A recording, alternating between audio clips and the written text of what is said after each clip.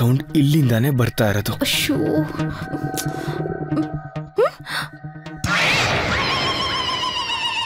ಏನು?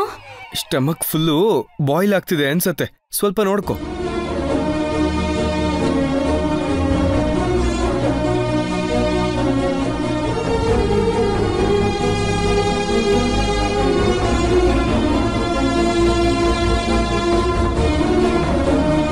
ವೇಟ್, ಹೊಟ್ಟೆ ಉರಿ ತಣ್ಣಗಾಗಿದ್ಯಾ ಹೊರತು ಹೊಟ್ಟೆ ಹಸು ಇನ್ನೂ ತಣ್ಣಗಾಗಿಲ್ಲ ನಿಮ್ದು. ಸರಿ, ಏನಿವಾಗ? ನಾನೇನೋ ಕೋಪದಲ್ಲಿ ಅಂದೆ ಬಿಡು. ಅದೆಲ್ಲ ತಲೆಗೆ ಹಾಕೊಳ್ದಂಗೆ ಮೊದಲು ಹೋಗಿ ಏನಾದ್ರು ತಿನ್ನು. ಏನೂ ಬೇಕಾಗಿಲ್ಲ.